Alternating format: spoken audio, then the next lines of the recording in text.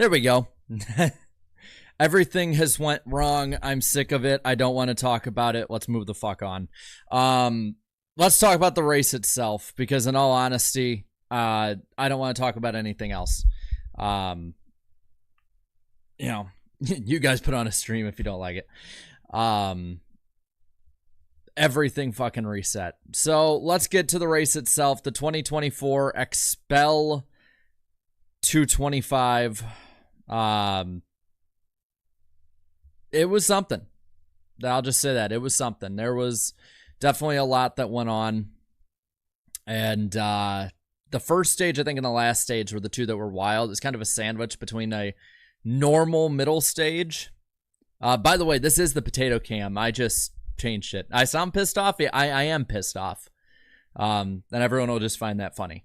So click the like button at least, and subscribe if you're new, because, yeah, it was indeed a race, as Noah would say in there. The big story was Connor Zilisch. For the longest time, it didn't matter if he was running first or if he was running 31st. I felt like they would not stop talking about him. I get it. It's a big deal. But there's racing for the lead, and we're getting an update on the guy in 19th. I'm just saying. I think he's going to be a star. I think what he did is impressive, incredibly impressive. I also think Fox's coverage is Fox's coverage, so they completely will miss the mark for the most part. But let's get into this. This race was 2.5 hours long. It's 2 hours, 27 minutes. Wow, 27 minutes and 26 seconds. NASCAR.com had it 12 minutes quicker than it actually was. This race had 14 lead changes among 8 leaders, 6 cautions, and it was 46 laps. And I'm going to say this right now, too. Road courses, and I get it, this is the only truck road course race, but it is not the only road course race for the Xfinity and Cup. Stage cautions, man, got to get rid of those at road courses. It does not help. And the only reason it's in is because the next gen car isn't good at them. If it was as good as any other car, we wouldn't need these cautions. And they just take so damn long.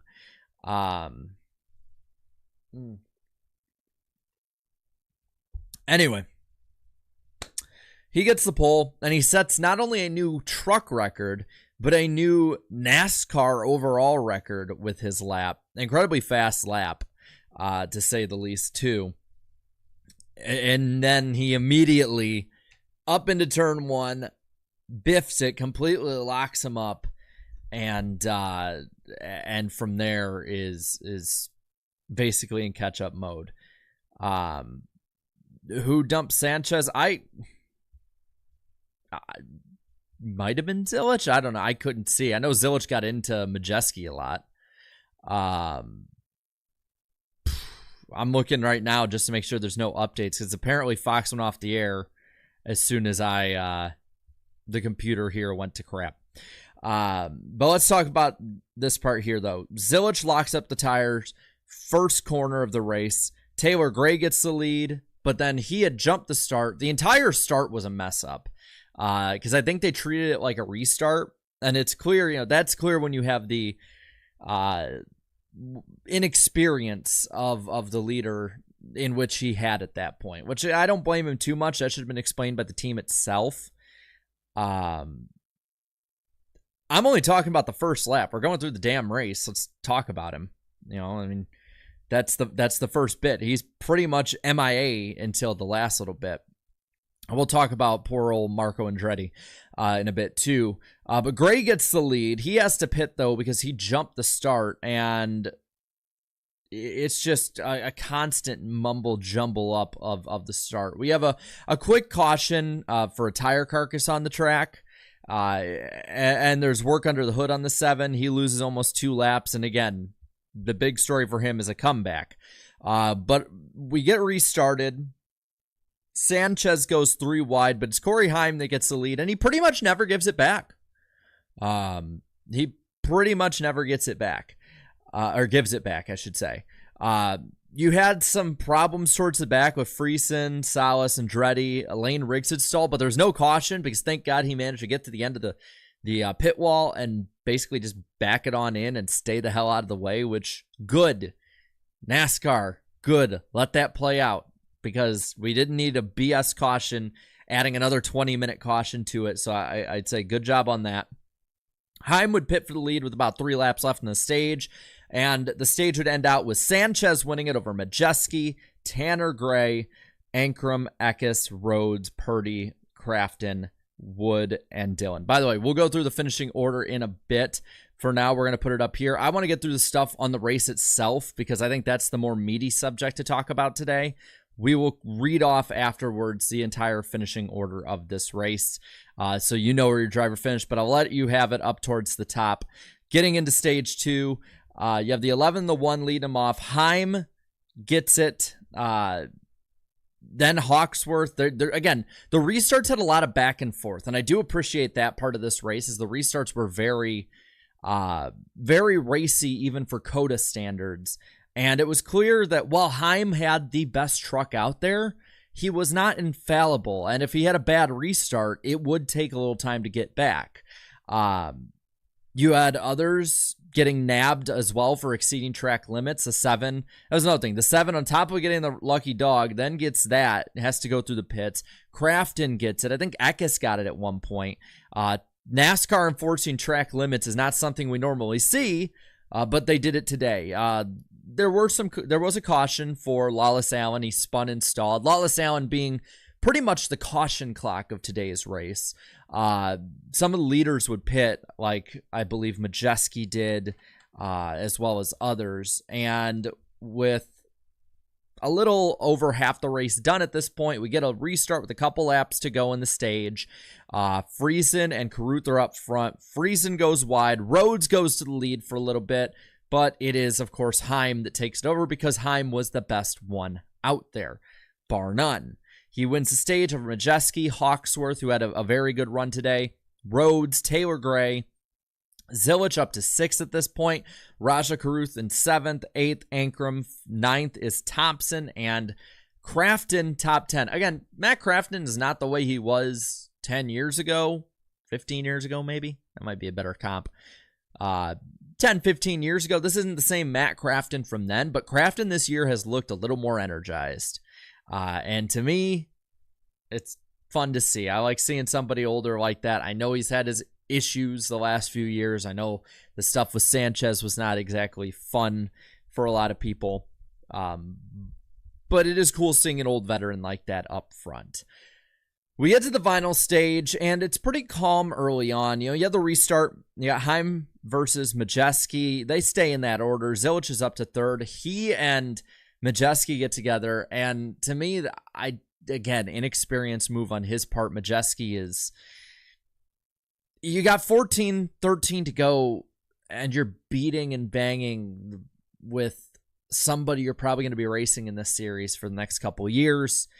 Again, just don't think that's a smart move on his part, but it's damn fun. I'll say that. But at this point, Heim just checks out from the field until 5 to go, when our caution clock, Lawless Allen stalls it out. He stalls out on the racetrack, bringing out a caution. We have a late restart with 3 to go, where it's the 11 and the 98. Taylor Gray gets up to 2nd at this point. Gray and Majeski were the ones who pitted before the second stage ended, so they're really, really pushing it when it comes to fuel. And it only gets worse when, well, I don't think there's any easy way to really say it, so I'm just going to show it. When this happens, and I'll just zoom out here real slowly to show you, yeah, that's where it came from. Right there. Marco Andretti has the entire rear end housing basically just say adios and leave Texas for Mexico at that point. I don't know how to say anything about this that adds anything to it. The image itself, I think, shows everything you need to know about what just happened at the end of this race, what caused the final caution. They had said it might have been wheel lockup that caused it, but though it's completely unclear, I just think it's funny as hell. I look at this image, and I can't understand how someone can't laugh at that. We have had 2 of the funniest images this year, between this one and Bailey Curry's roof being peeled off like, an orange peel, and the crewman looking at it. Like, with a piece of the roll of duct tape, being like, what the hell am I supposed to do with this? This is the same thing. You're looking at this picture and you're just, how does this happen? It's insane. It's freaking insane. I thought this only happened on diecast. I want to see a diecast like this. I want to see this made into a diecast. All you got to do is just pop it on out. By the way, we're over 200. I've been over 200 for a bit. I appreciate you guys coming in after, in all honesty, my equipment and I just shit the bed on getting here on time. So lick that like button, subscribe if you're new. Let's see. Austin here says, listening to MRN, they were so confused. They started laughing about it because apparently NASCAR was having a hard time picking it up. Well, it's bound to be a bit heavy. It's bound to be heavy, man. Jesus. I don't know how you add to that. I really don't. But with that, red flag comes out and we end up having to go to overtime. For then, I want to thank Need for Speed for the 12-month member chat saying Fox ignored Dylan getting chastained in stage 2. Fox ignored a lot of things. They ignored putting a good booth together, but that's been the same thing for a couple of years now. But we do have an overtime. You got the 11 and the 17 restarting with each other. The only real big thing that happened is there were a couple spins. Sanchez spun right at the start. I don't know exactly who got him. I'll admit I was paying more attention to the lead. Will Fox be better with Xfinity? I hope so. For Xfinity should let you know, one, everyone was wrong by saying me picking Kyle Larson was dumb because he wouldn't make the race. He made it. He won the pole, and now he's going to the back because they found a cracked brake rotor, which means it's going to be fun. It might be the same camera crew, but maybe it's different direction. I hope so. At least the booth will be better in Xfinity. Jack Hawksworth spun him. Okay. Again, it's not like we're going to see a million replays or anything. Maybe nothing will change. I don't know. Everyone's going to be cynical. That's just how NASCAR fans are. But the one who isn't going to be cynical is Heim. It was Heim time. He scored the win pretty much unopposed in that. And we had the finish. So your finishing order for today is Corey Heim winning by about 1.5 seconds over Taylor Gray. Ty Majeski in third. Fourth was Zilisch. Then fifth, Ross Chastain. Kind of a quiet day for Ross. Jack Hawksworth in the 6th spot. 7th is Ben Rhodes. Christian Eckes in 8th. Dean Thompson 9th. And 10th was Tanner Gray. So a great day for the Grays. Ty Dillon, best run of the year, 11th position on the day. Probably should have finished top 10, though got squirreled up towards the end in that little group. So 11th is what he will have to deal with. Grant Enfinger in 12th, 13th Jack Wood, Jake Garcia 14th, and now I believe they keep updating this stuff as we go. But Raja Karuth is in the 15th spot. 16th Bailey Curry. Timmy Hill is in 17th. Nick Sanchez 18th, Stephen Parsons 19th, and Stuart Friesen 20th. Carter Fartuch, I think is how you say his name, in 21st. So I saw a lot of people making other jokes about his name. At one point, somebody in one of my group chats was like, "Who's Fartuch?" And I'm like, "Huh?" Yeah, they're like, "Fartuch," and it's like, what the hell are you talking about? Because obviously they're not towards the front, so I'm not really paying all the attention in the world. And so when I looked at it, I was like, that's a name. That is one of the names in NASCAR history.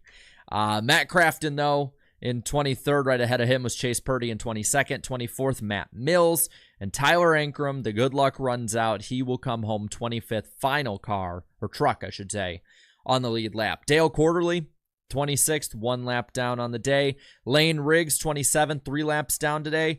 The first time ever the 38 truck has not won this race. It took 4 tries, but they finally beat him. Just Riggs with terrible luck, and everything that can go wrong does go wrong for that poor guy. I feel like when stuff finally goes right for him, he'll probably win a couple races. A plethora of guys finishing 4 laps down include 28th place Daniel Dye, Brett Holmes in 29th, and Spencer Boyd in 30th. Marco Andretti out of this race. one piece at a time in 31st.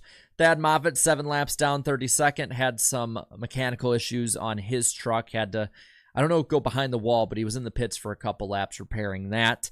Lawless Allen, our very own caution clock today, 33rd out of this race.